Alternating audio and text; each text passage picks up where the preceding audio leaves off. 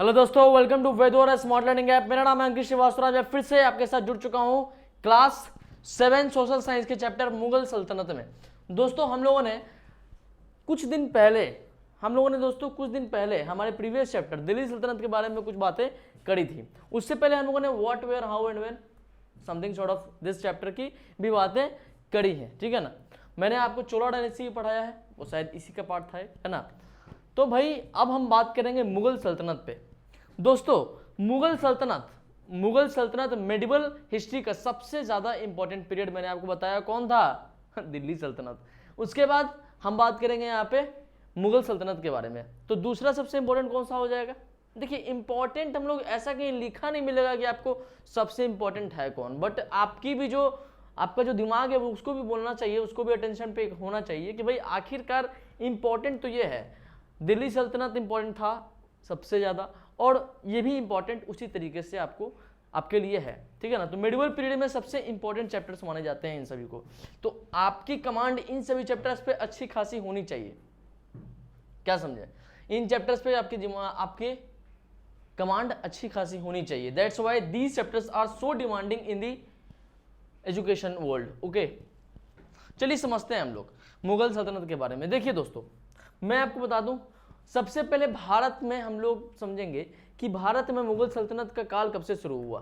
तो मेरा आंसर होगा कि 16वीं शताब्दी, यानी कि 1526 से मुगल सल्तनत वहां पे शुरू हो जाता है। लेकिन क्या हम लोग वहीं से पढ़ेंगे जो आपके बुक में बातें लिखी हैं? नहीं, हम लोग कुछ मुगलों का हम लोग हिस्ट्री जानेंगे कि आखिरकार इन लोगों का नाम मुगल ही क्यों हुआ। दूसरा कुछ भी हो सकता था, क्या हो सकता था तो। लेकिन देखिए आप खुद सोचिए, इतनी बात है आपको पता है कि मुगल सल्तनत आपने नहीं भी पढ़ा, लेकिन मुगल सल्तनत में आप इतनी बातें जानते हो कि भाई ये लोग क्या थे, इस्लाम धर्म को मानने वाले थे। तो ये लोग मुस्लिम थे, तो इनको मुस्लिम सल्तनत बोलना चाहिए। तो लेकिन मुगल क्यों, मुगल ही क्यों? या फिर अफगानिस्तान से जो लोग आए थे, मैंने आपको बताया था कि दिल्ली सल्तनत में जो आखिरी राजा था इब्राहिम लोदी डायनेस्टी आखिरी थी। वो लोग अफगान वाले थे ना, वो लोग अफगान वाले तो थे। कोई दिक्कत है क्या? नहीं। उसी तरीके से यहाँ पे मुगल सल्तनत जहाँ पे से आई होगी उसको वहीं का नाम दे देते। मान लो कि ये आएगी आपकी अमेरिका से, तो इसको अमेरिकी सल्तनत पढ़ते। इसको मुगल सल्तनत क्यों? इसके पीछे का लॉजिक समझिए दोस्तों। सबसे पहले हम जानते हैं यहाँ पे कि मुगल आए कहाँ से थे।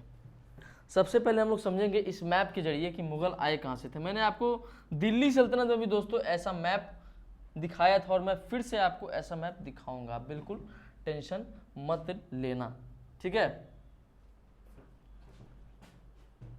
चलिए समझते हैं इस बात को। कहाँ गया। हाँ देखिए दोस्तों,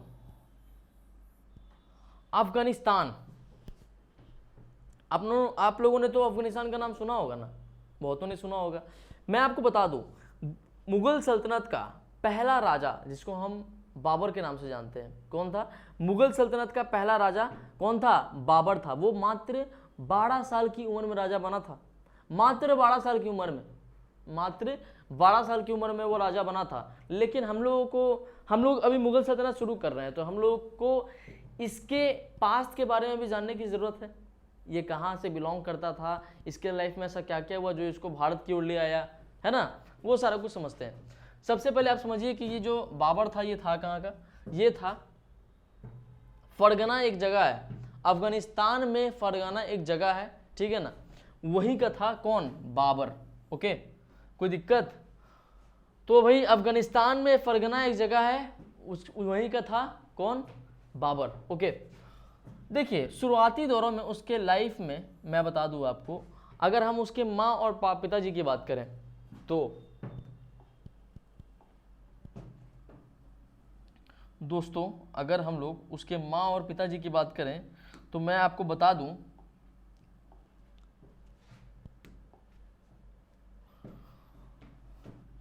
कौन, किसके बारे में पढ़ रहे हैं हम लोग?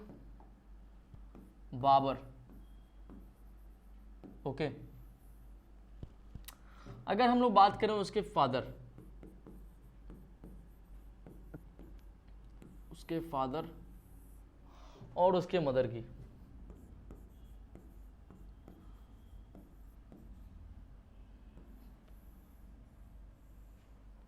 तो दोस्तों मैं आपको इन दोनों का पहले नाम बता देता हूँ। देखिए, बाबर के पिताजी का नाम था, बाबर के पिताजी का नाम था उमर शेख मिर्जा। उमर शेख मिर्जा, क्या नाम था? उमर शेख मिर्जा। कोई दिक्कत है आपको? उमर शेख मिर्जा। और इनकी माता जी का नाम था, इनकी अम्मी कुतलुग निकार, कुतलुग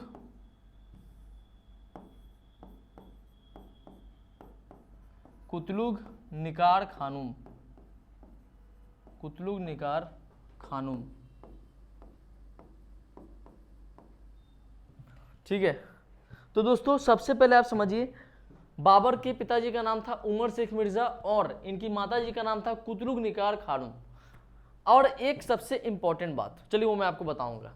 इसकी दादी के बारे में भी हम लोग को जानना है, हालांकि ये सब बातें आपकी बुक में नहीं लिखी हैं, लेकिन मैं आपको फिर भी बताऊंगा, क्योंकि इसके लिए हम लोग को बाबर को जानने के लिए सबसे पहले इसके फादर, इसके मदर और इस सबसे इंपॉर्टेंट इसकी दादी माँ, इसकी ग्रैंड मदर के बारे में भी जानना जरूरी है। तो चलिए एक एक करके पहले दोनों के बारे में जानते हैं। उमर शेख मिर्जा, क्या मैंने बोला? उमर शेख मिर्जा, उमर शेख मिर्जा। आप लोगों को दोस्तों याद होगा, जब मैं आपको दिल्ली सल्तनत पढ़ा रहा था उसमें मैंने आपको तैमूर के बारे में बताया था। किसके बारे में बताया था? तैमूर के बारे में, जो कि आपके सेंट्रल एशिया के रीजन में बहुत सारी, सेंट्रल एशिया बोलिए, तुर्की बोलिए, इन सब के रीजन में बहुत सारी टेरिटरीज को अपने अंदर कर चुका था। कौन? तो तैमूर। कौन दोस्तों? तैमूर। और दूसरा जो कि 1226 के आसपास, दोस्तों 1226 के आसपास लगभग, उस समय मैं बता दूं उस समय किसका पीरियड चल रहा होगा, जरा आप मुझे बताइए। 1226 में किसका पीरियड चल रहा था? किसी के पास आंसर है? 1226 में इल्तुतमिश का काल चल रहा था, स्लेव डायनेस्टी चल रही थी, और उसी समय सबसे ज्यादा हमला हुआ किसका? मंगोलों का। और मंगोलों के राजा, मंगोलों, जिस तरीके से मैं आपको मुगल सल्तनत पढ़ा रहा हूं और मुगल सल्तनत में सबसे पहले बादशाह के बारे में बता रहा हूं, बाबर के बारे में, उसी तरीके से मंगोलों का भी कोई राजा था और सबसे खूंखार राजा उसमें था चेंगिस खान। क्या नाम था उसका? चेंगिस खान। तो ऐसा माना जाता है, और माना क्या जाता है, ये रियलिटी है दोस्तों, कि जो बाबर के पिताजी थे और जो बाबर की माताजी थी, सबसे पहले पिताजी के बारे में जानते हैं। ऐसा माना जाता है कि जो बाबर के पिताजी थे ये बिलोंग करते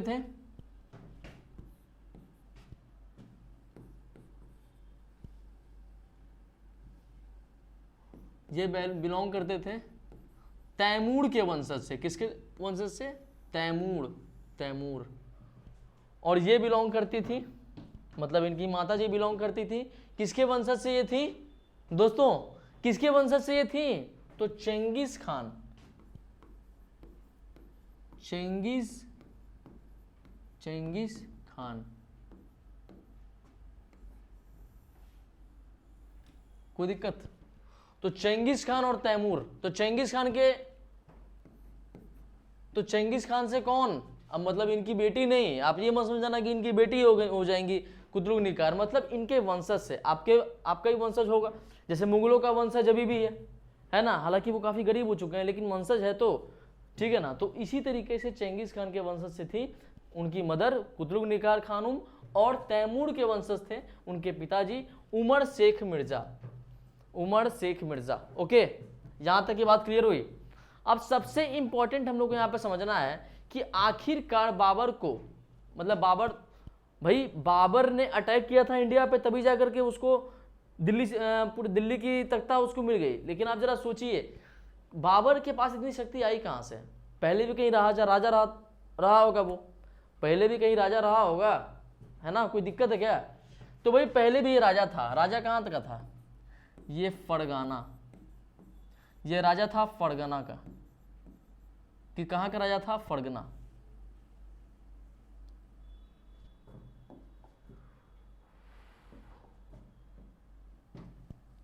दोस्तों कहां का राजा था ये फरगना का राजा था। फरगना वर्तमान में कहां? अफगानिस्तान। और पहले कहां? कनाडा। पहले भी तो अफगानिस्तान ही में ना होगा, तो कहां का था ये? फरगना का। ओके, क्या किसी को कोई दिक्कत है यहाँ पे? अब एक बात मुझे बताओ, अब एक बात मुझे आप बताइए, ये बाबर को फरगना मिला कैसे? अब ऐसा तो नहीं है कि मैंने आपको बताया कि ये महज 12 साल का जब था, जब ये दोस्तों 12 साल का था तभी इसको मिल गया था फरगना, मतलब फरगना का तख्त इसको उसी समय मिल चुका था। तो ये फरगना इसको मिला कहाँ से? मिला तो सही, राजा तो बना, लेकिन इसके पास आया कहाँ से? 12 साल में तो कोई युद्ध नहीं लड़ा होगा ये। 12 साल अभी आप लोग का 12 ही हो रहा होगा तो 12वीं साल में अभी आप क्या कर रहे हो? अभी आप 12 साल के, तो अभी आप क्या कर रहे हो? खुद जरा सोचिए। और आपके पास इतनी क्षमता है कि आप एक किसी भी राज्य को जाकर के फतह कर लोगे, और तुमसे अपने मोहल्ले का कॉलोनी हो पाएगा फतेह? अब तुम मतलब ये तो इम्पॉसिबल टास्क था ना। लेकिन देख, एक ही बात मैं आपको बताता हूं, इनकी दादी माँ, इनकी ग्रैंड मदर, जिनका नाम था एहसान दौलत बेगम, एहसान दौलत बेगम, एहसान दौलत बेगम। बाबर को दोस्तों जो इतना राजपाट मिला ना, जो इतना राजपाट मिला, और इसको फरगना मिल गया, सोचो इसको फरगना मिल गया, वो किसके बदौलत? वो जस्ट बिकॉज ऑफ इनकी ग्रैंड मदर के चलते। ये कौन थी? मैं जीएम लिख दूंगा तो समझ जाओगे, जनरल मैनेजर नहीं समझ लेना, ग्रैंड मदर। ओके, तो सबसे पहले आप समझिए, यहां पे सबसे पहले समझना है दोस्तों, यहां पे हमें बाबर, बाबर। ओके, एकदम यहां से क्लियर होना चाहिए आपको, इधर उधर दिमाग रखना ही नहीं है। सबसे पहले समझना हमें मुगल सल्तनत के पहले बादशाह बाबर के बारे में। अभी ये बना नहीं है राजा, अभी ये मुगल सल्तनत का राजा नहीं बना है। अभी तो ये जानता भी नहीं है कि मैं इंडिया में जाकर के मुगल सल्तनत इस्टेब्लिश करूंगा, अभी इसको कुछ नहीं पता है, अभी ये एकदम अनजान, अभी ये बच्चा है, 12 साल का तो बच्चा ही है ना। इसके पिताजी का नाम बताइए, उमर शेख मिर्जा। इनकी माता जी का नाम बताइए, कुदलुक निकार खानुम। इनकी दादी माँ का नाम बताइए, एहसान दौलत बेगम। इनकी दादी माँ का नाम एहसान दौलत बेगम। पिताजी किस वंशज के थे? तो आपको बताना है तैमूर वंशज के थे। और इनकी माता जी कहाँ की थी? तो चेंगिस खान। चेंगिस खान, मैं दोनों का आपको डेट लिख दे रहा हूँ। इंडिया में लगभग इन्होंने 1226 के आसपास, मैं पूरा 13th सेंचुरी बोलता हूँ ना, 13th सेंचुरी में इनका प्रकोप अच्छा खासा था इंडिया में। और तैमूर का था 1398 के आसपास, तो 14th सेंचुरी या फिर 1398 ही बोलते हैं। और क्या आपको पता है 1398 में कौन शासन कर रहा होगा? यहाँ पे कोई बता सकता है? 1398 में किसका शासन चल रहा होगा? खिलजियों का चल रहा होगा, लोधियों का चल रहा होगा, सैयद डायनेस्टी का चल रहा था, किसका चल रहा था, या फिर तुगलकों का चल रहा था? कोई एक शख्स जो बता दे जी। यहाँ पे तुगलकों का शासन चल रहा था। किसका चल रहा था? तुगलकों का चल रहा था। हालांकि मैं बता दूं आपको, ये जो तैमूर था ये पहले भी अटैक्स करता था, लेकिन उसके समय इसका अटैक कुछ ज़्यादा ही हो गया था। तो तुगलक डायनेस्टी के समय इसका प्रकोप अच्छा खासा देखने को मिलता है। कहाँ? हिंदुस्तान में। हालांकि हम लोग को समझना है किसको है अभी? बाबर को। हम लोग अभी मुगल सल्तनत को एस्टेब्लिश करने जाएंगे, ठीक है ना। तो भाई आपने इतनी बातें आपको समझ में आ गई क्या? बाबर के पास्ट में बाबर का पूरा प्रोफाइल आपको समझ में आ गया यहाँ पे? चलिए अब आगे बढ़ते हैं दोस्तों। चलिए इतने का आप अगर स्क्रीनशॉट लेना चाहें तो ले सकते हैं, क्योंकि मैं इसके आगे बढ़ूंगा अब।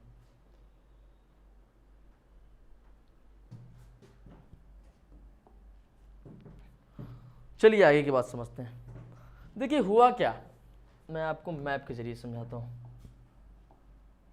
कहाँ गया हमारा मैप?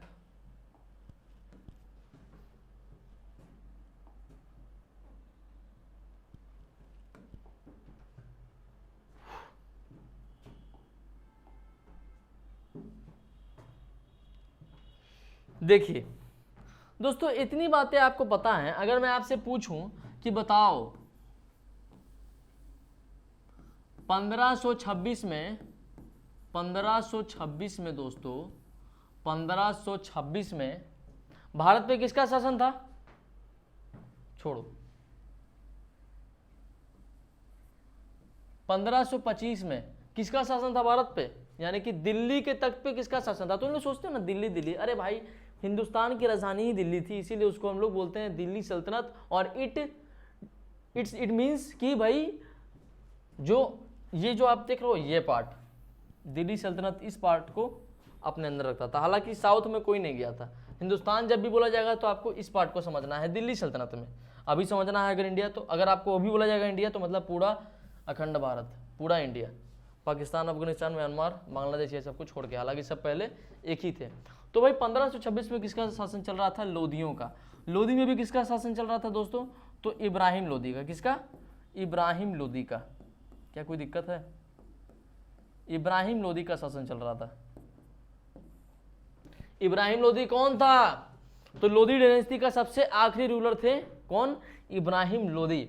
इनके समय में दोस्तों, इनके समय में इनके कुछ भाई थे, आलम लोधी, मोहम्मद लोधी, आलम लोधी, मोहम्मद लोधी। अभी बताओ मुझे एक बात कि ये आप इस पूरे मैप को देख के बताइए ये कहां पे शासन कर रहा होगा, कहां पे शासन कर रहा होगा, मतलब ये कहां पे होगा अभी, कोई दिक्कत, दिल्ली में होगा, आसान सी बात है। और बाबर कहां पे था, इस रीजन में, फरगाना इधर ही है, ठीक है ना। तो दोस्तों जब बाबर राजा बना फरगना का, कहाँ का, फरगना, मान लो इधर ही फरगना का राजा बना, तो उसको काफ़ी ज़्यादा क्रिटिसिज्म फेस करना पड़ा। वो सोचा कि भाई और भी राजपाट अपने अंदर करेंगे, लेकिन अफसोस की बात यह है कि उसने फरगना को भी खो दिया और बाकी जो राजपाट था उसने वो भी खो दिया, और इसको यहाँ से पूरी अच्छे तरीके से भगा दिया गया। और ये लगभग यहाँ पे सिंध के आसपास में बाजौड़, सिंध के आसपास एक बाजौड़ नाम का जगह है, यानी कि पाकिस्तान में, वर्तमान समय में पाकिस्तान में सिंध के आसपास बाजौड़ है, जिसमें दोस्तों ये बाजौड़ में आकर के अपना भारत की ओर अभियान शुरू कर दिया, ठीक है ना। सबसे पहली बात मैं आपको बता दूं, यहां से अभी ये किसी को नहीं जानता है, अभी ये किसी को नहीं जानता है, ठीक है ना। लेकिन इसके भाई इब्राहिम लोधी के भाई, इब्राहिम लोधी के भाई दोस्तों, इनके भाई ऐसा करते हैं, मैं आपको थोड़ा ब्रॉडली समझाता हूं।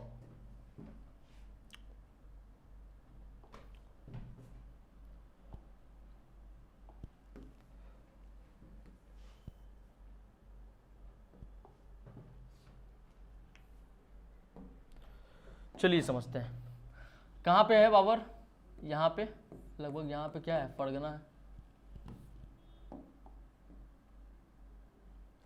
क्या है बच्चे यहाँ पे, फरगना। बाबर यहाँ पे होगा, कोई दिक्कत, कहाँ पे होगा, यहाँ होगा बाबर हमारा। अभी ये किसी को जानता है हिंदुस्तान में, नहीं जानता है। हिंदुस्तान में किसका शासन चल रहा है, 1526 में, 1526 में। मैंने 25 लिखा था, मैंने बस पूछा था आपसे कि उस समय किसका शासन चल रहा था, लेकिन अब यहाँ पे से इसको हम लोग भारत बुलाते हैं। कैसे बुलाएंगे मैं समझाऊंगा। 1526 में किसका शासन चल रहा था, इब्राहिम लोधी, लोधी डायनेस्टी के आखिरी रूलर का शासन चल रहा था, इब्राहिम लोधी का, ठीक है दोस्तों। इब्राहिम लोधी का शासन तो चल रहा था, चलिए ठीक है। लेकिन ऐसा क्या हुआ कि जो बाबर को हिंदुस्तान बुलाया गया, कैसे, क्या कारण था। इसको मुगल सल्तनत वहाँ पे तो इस्टेब्लिश करना ही, और ये करेगा भी, लेकिन इसके पीछे की स्टोरी क्या थी, अब आप लोग बहुत ही फोकस होकर समझिएगा, ओके। बिल्कुल भी फोकस नहीं खोना है, ठीक है ना, एकदम फोकस होकर देखो। यहाँ पे एक जगह पड़ता है बाजौर, बाजौर, इसको यहाँ से भगा दिया गया था और ये यहाँ आ गया बाजौर, अपने कुछ सेना को लेकर के।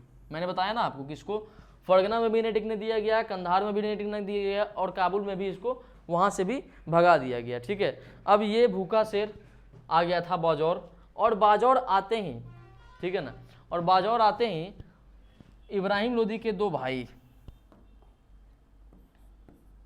और भी मैं बताऊंगा आपको, आलम लोधी, आलम लोधी और मोहम्मद लोधी, आलम लोधी और मोहम्मद लोधी। और राजस्थान में उस समय शासन कर रहा था एक राजा जिसका नाम था राणा सांगमा, राणा सांगमा, ओके, राणा सांगमा, ओके। राजस्थान में शासन कौन कर रहा था? राणा सांगमा जी। ये क्या है? ये रूलर होगा। और ये दोनों इसके भाई, किसके? इब्राहिम लोदी के। कोई दिक्कत?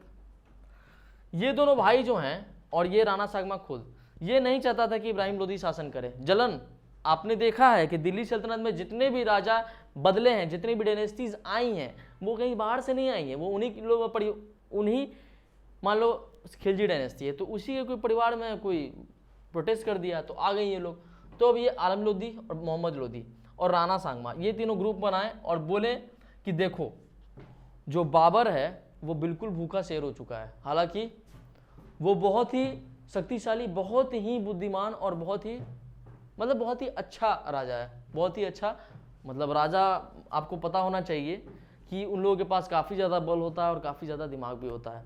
और इन लोगों को पता था कि इसके पास बॉम्ब वगैरह भी है। अभी तक हिंदुस्तान में बॉम्ब नहीं था, इसके पास क्या है? बॉम्ब बारूद ये सब है, ठीक है। तो ये लोग क्या किए? षड्यंत्र किए, ये लोग एक कॉन्स्पिरेसी किए। किसके खिलाफ? इब्राहिम लोदी के खिलाफ। और ये लोग जाके मिल गए बाबर से। बाबर कहाँ था अभी? बाजौर। कहाँ पे था बाबर? बाजौर। हालांकि ये पाकिस्तान में भी है बाजौर। तो भाई पाकिस्तान में कौन जगह है? बाजौर। बाजौर से इसको क्या किया गया? बुलाया गया। बोला कि बादशाह आप आइए और इस पे हमला कीजिए। किस पे? इब्राहिम लोदी पे। तो क्या यहाँ पे बाबर बाजौर से इब्राहिम लोदी की तरफ आएगा? क्या ये इस पे हमला करेगा? क्या ये इस पे हमला करेगा? आलम लोदी, मोहम्मद लोदी और राणा सांगमा, ठीक है, ये सब मिले हुए थे। ओके। और ये सब बुलाए थे किसको? बाबर को। किसको बुलाए थे? बाबर को। तो दोस्तों मैं बता दूं आपको, बाबर हमला करेगा, बाबर हमला करेगा और यहीं से हिंदुस्तान का इतिहास एक अलग मोड़ पे जाने वाला है। हिंदुस्तान का इतिहास एक अलग मोड़ पे जाने वाला है, एक अलग रुख लेने वाला है, जिसके लिए आपको नेक्स्ट क्लास का वेट करना पड़ेगा, क्योंकि ये बातें मैं आपको नेक्स्ट क्लास में ही बताऊंगा। अभी के लिए इतना ही आप समझो कि बाबर हमला करेगा और किस तरीके से करेगा ये भी मैं बताऊंगा आपको, ठीक है। थोड़ी सी क्लास लंबी हो, डजेंट मैटर, कॉन्सेप्ट क्लियर होना चाहिए। ओके। तो दोस्तों आज हम लोग यहीं पे कॉल ऑफ करते हैं। इसके बाद हम लोग जब नेक्स्ट क्लास में मिलेंगे तो मैं आपको और डिटेल में बताऊंगा कि बाबर हमला करेगा और कैसे करेगा, क्या रणनीति रहेगी और किस तरीके से भारत का इतिहास बदलने जा रहा है। ओके, फिर मिलते हैं नेक्स्ट क्लास में। Thank you so much.